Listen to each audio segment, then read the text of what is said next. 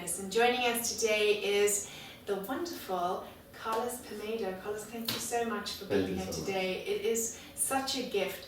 Carlos has studied for 35 years. He has studied, taught, practiced all the different trainings, traditional trainings of yoga, meditation, and you were a monk for 18 years.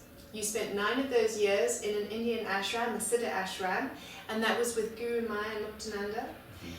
Amazing experiences, I'm sure. So we'll get into that as well. And Carlos he does a lot of teacher trainings. He teaches history. You also have 2 master's degrees in language, Sanskrit and religion. So an incredible, really host of wisdom here. And I'm very excited to talk about the topic of yoga. So should we just start? We'll dive straight into it. Carlos, as a historian, having all this background, why do you think we are living in the times that we are living in with yoga as it is? So part of our lifestyle today, it's a very special time. How did that happen? It's really interesting. I mean, what we've seen already, something starting perhaps already in the late 60s, 70s. Yeah. There was this wave where you had all this wisdom coming out of India and traveling everywhere, really. And so the yoga tradition, particularly through Hatha Yoga, but not only through Hatha Yoga, also meditation started becoming more and more popular. And it's very interesting that now, 40 years or so later, you actually see, wherever I go all over in the world, I see that meditation is becoming incredibly popular. And in fact, some of the most popular courses, all the courses I do, I have like over 30 some courses different that I teach. The most popular ones are meditation courses. And so in the beginning it was like a strange thing. If you told people, oh, I do meditation, and I've learned to meditate, and people thought that's strange, like what is that? But now it's because also there has been so much research, a lot of scientific research on the benefits of meditation, and so it's becoming mainstream. And it is very interesting to me in terms of, if you look at the planet as a whole, or humankind as a whole, and you think of the evolution in a collective sense. My own take on this is that because we are in a moment where we really face unprecedented danger. If you think about the history of mankind, now we are facing real danger. I mean, we've through lack of awareness, through the way we've mistreated the environment, we are at a moment where we are in real danger of life itself in the planet. It really is not an exaggeration anymore. And I think together with that danger, what is happening is the opposite reaction. Always when there's more darkness, there's more light, and vice versa. And I see both things happening at the same time. On the one hand, unprecedented problems, unprecedented danger, but on the other hand, an unprecedented level of awareness. I see it everywhere. And my sense is that there has been this wave of awakening, massive, because I see it all over the world. And unfortunately, it's the type of things that you never hear about in the news, because the only thing you hear about in the news is all the horrible things that are happening. It's like a soap opera for negativity. Absolutely. Tune in and come But and see that. when you start traveling around, I have to tell you, I changed my views. I used to be much more pessimistic. Like 30 years ago, I was much more pessimistic about the fate of mankind. And the more I've been traveling, and the more I've been realizing how many amazing people are there all over the world, making a difference in their own sphere, and really, really growing in terms of global awareness, that we're in this together. And that's also unprecedented in history. We are more interconnected than ever. Our actions affect each other more than ever. And at the same time, I think we have more and more of a global awareness.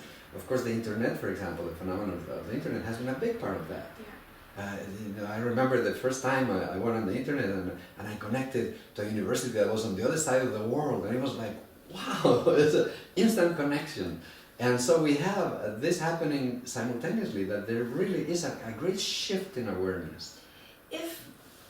And this is something I was thinking about the other day, if we were all wiped out and somebody, a historian from the future, had to come back and describe our time now, what would they say? What would they say? How is yoga kind of in our system and waking up, and we'll talk about the religious aspect, but how would a historian from the future talk about yoga today? Right. Well, I'm an optimist. I think life is easier if you're an optimist. Yes. Even if you cannot change what happens, but at least you enjoy the journey more. Oh yeah. And usually, actually, you can make much more of a difference if you keep in a good state. And so I tend to think that precisely because we have all these dangers, that the awakening that is happening is precisely what is going to help us to overcome those things. Yeah. And that even the consequences of our own ignorance, I mean, you start seeing what's happening with climate, for example. There's still people out there who deny climate change. Yeah. And there are still people out there who, reluctantly, they say, okay, yeah, the climate is changing, but it's natural. No, human activity has nothing to do with it. So you have that sort of ignorance, persistent ignorance. And so there will be consequences from that. We're already experiencing it. In California, there's a drought that is the worst that it has been in I don't know how many years. I think it's like some 200 years, something like that. Yes. You have all over the world, the weather is creating, we have floods, we have all sorts of things, stronger storms. Yeah. Right, we're being warned about this. We've got to stand up and just take notice now. We really do. We really do. If not, the awakening is going to be a painful one. Yeah. But there's going to be an awakening. This is my There is an awakening. I mean, I know that there's the world is big, and often we kind of judge the world by our little circles that we live in.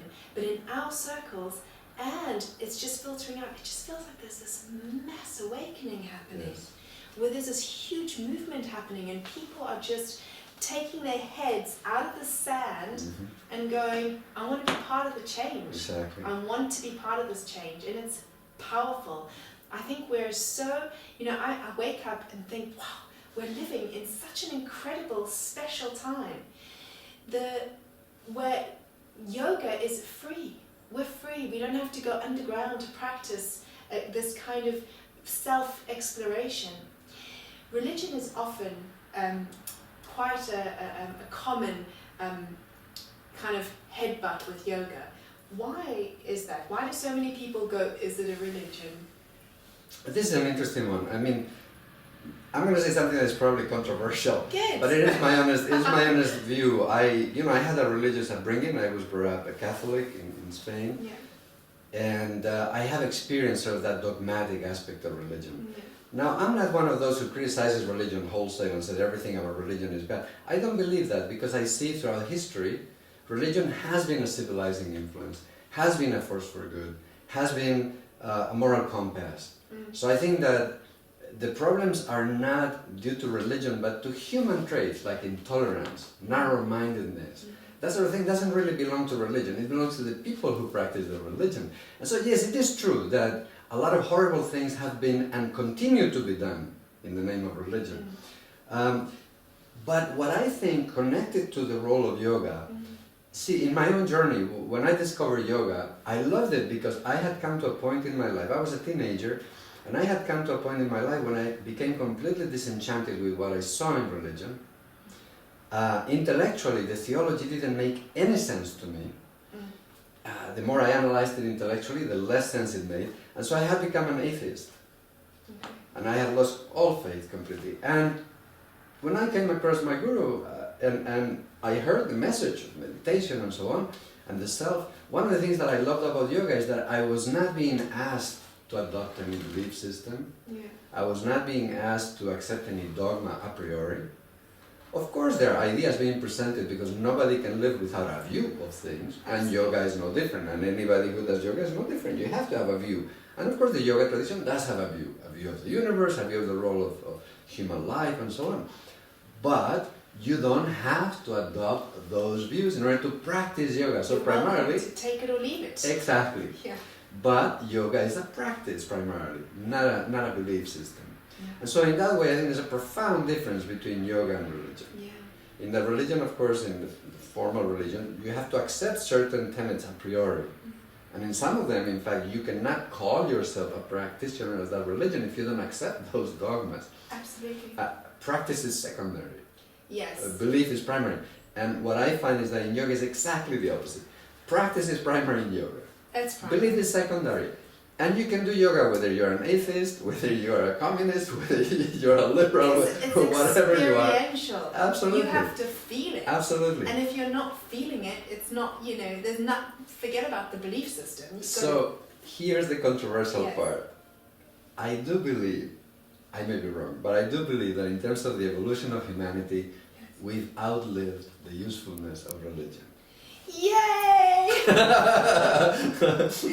Because and what you see in organized religion, as people become more educated, you start thinking for yourself. You develop critical thinking skills, and you're not so prone to just adopt dogma unquestioningly. It just doesn't happen.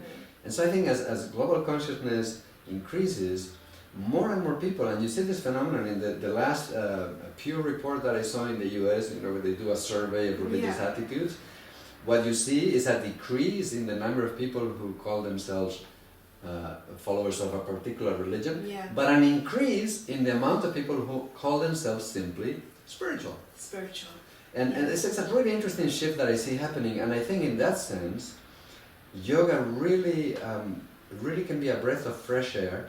And I do believe that it's part of the great success of yoga is because of that, because it allows people to find meaning and the spiritual dimension of their lives, but in their own terms. Yes. Not with some imposed dogma, with some imposed belief system and so on. And the beautiful thing about it is that the more you do yoga, the deeper you go in meditation, the more you discover your own nature, the more your behavior changes. You improve, you become a better person in every way, but not because there's a should or a must imposed on you, simply because your own awareness is being transformed. And it just wouldn't occur to you to do certain things It's anymore. organic. It is organic, exactly. It's organic. And so from that viewpoint, I absolutely love what I see that yoga is bringing all over the world. Because, maybe 20 years ago we could question, well, is this just a fad or not?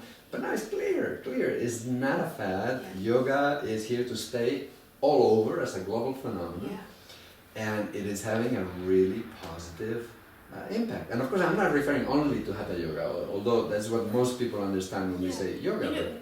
We have become, I think, looking back to the 60s when, the Beatles, I think they had a huge part to play in kind of bringing yoga to the West, didn't they? Yes. Maharishi and the whole relationship. Exactly, they went, and that was part of the popularity, and the method of transcendental meditation was a great force through which many people discovered this inner journey.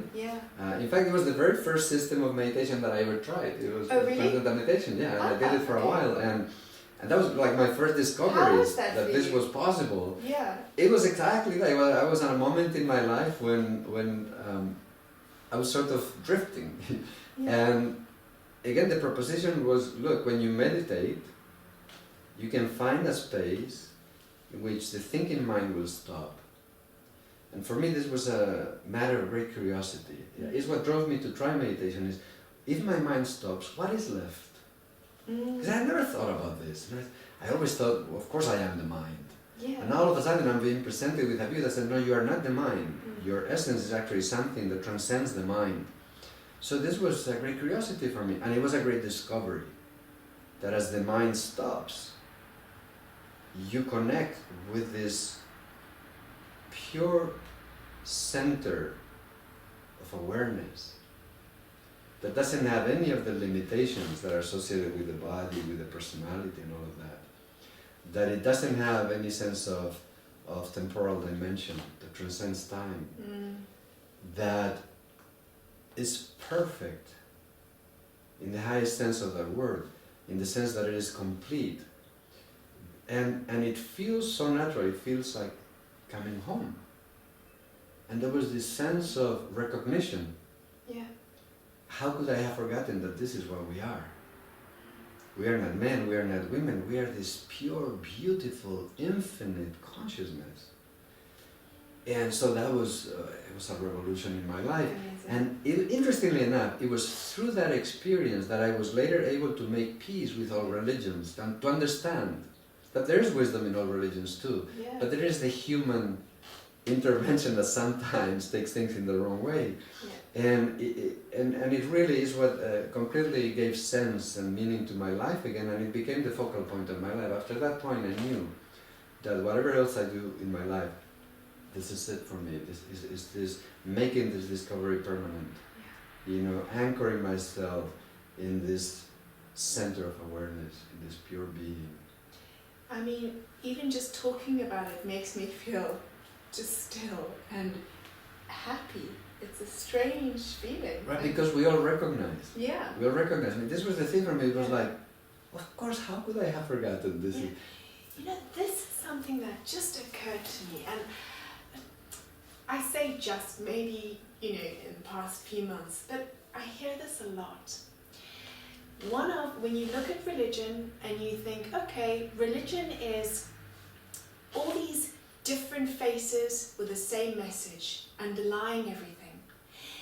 All the great speakers that we have today that are spiritual speakers, trying to evoke the awakening of everyone, trying to inspire you to find yourself, have the same underlying message with a different recipe to get there. Right, exactly. And a lot of what I'm hearing, it just seems to be like over and over with different voices, is we've all forgotten.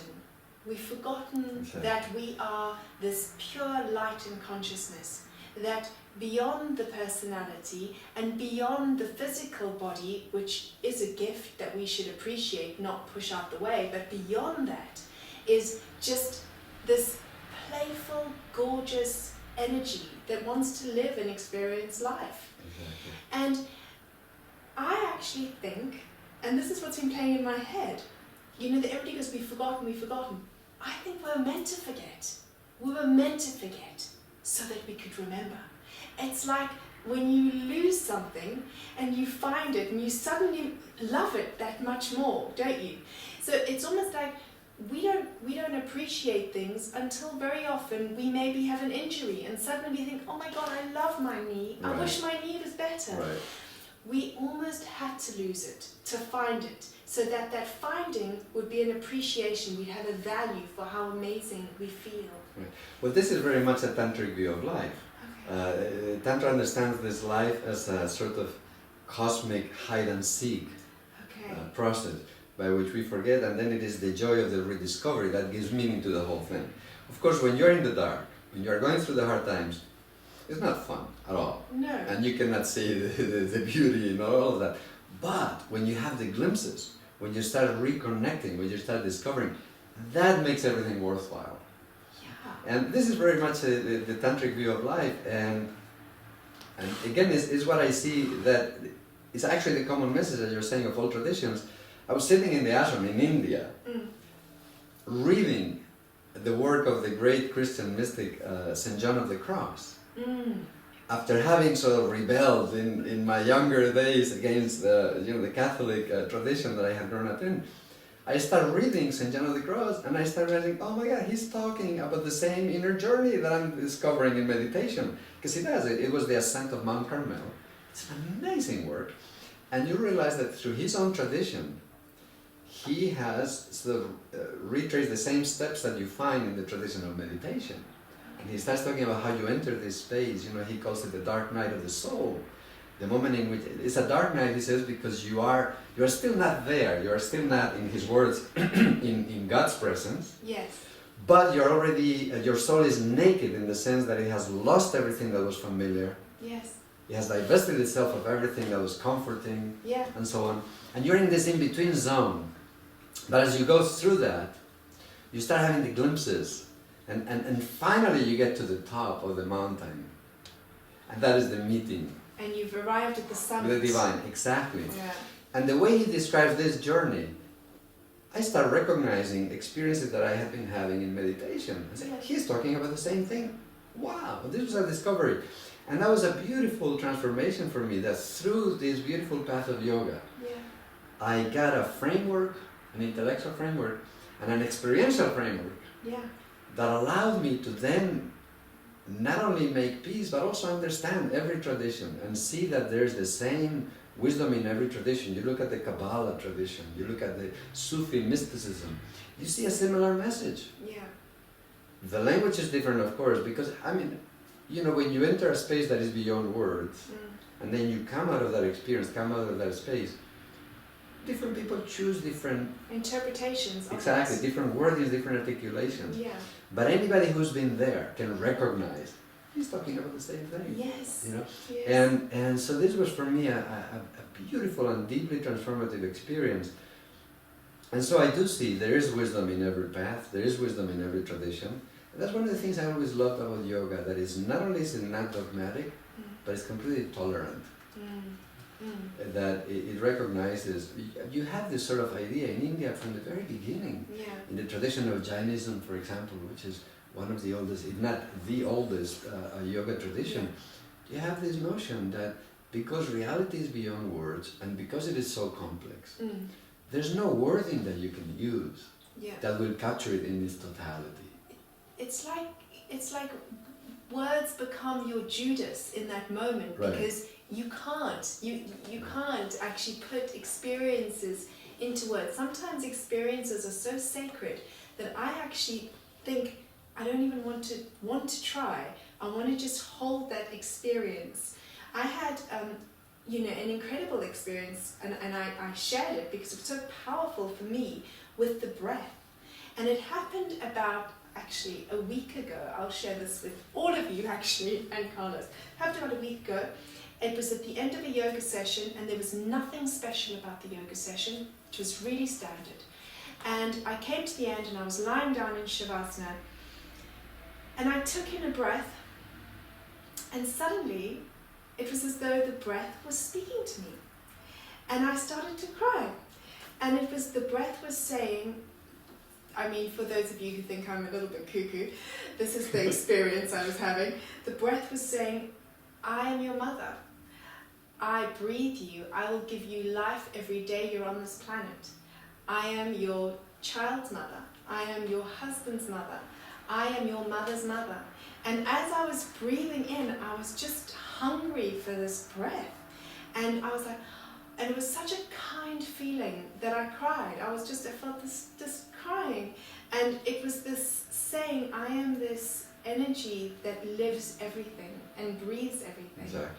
And it was so beautiful for me that when I came out of it, I was kind of shocked by the experience that I was conversationing with the breath and really understanding that this passage of breath was the life force through all of us, and it was what makes us all one.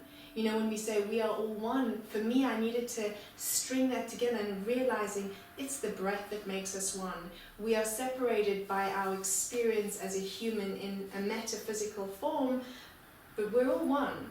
And this is such a gift, and it was so powerful for me. And so those experiences are sometimes hard for us to put into words, but the breath and meditation are very important. What is your relationship? How do you teach people to connect with breath and meditation? And for all of you out there, some tips.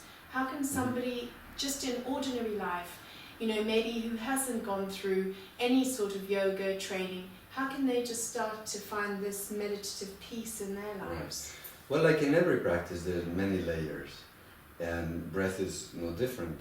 There's one layer, which is just a physiological layer, whereas just the very act of breathing more deeply, more consciously, already has a whole set of benefits in terms of relaxation and so on, stress reduction and so on. At a slightly deeper level, you can actually induce quite a clear level of awareness and a calm level of mind, because there's such an intimate connection between breath and mind.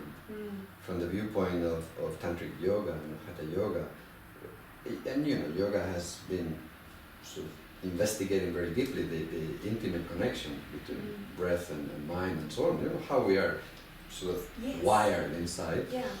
So from that perspective, just the practice of focusing on the breath itself has immediate effects, and I see that all the time, because when I teach sort of beginning meditators, one of the easiest and most powerful techniques is actually working with the breath. And you know, there's different things you can do. Just observing the breath itself is a wonderful technique.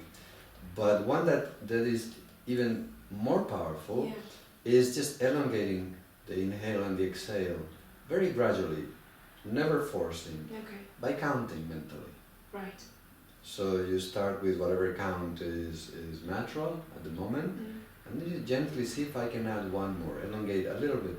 But both inhale and exhale at the same time, keeping them symmetrical. Would you set a time frame for that? Would you?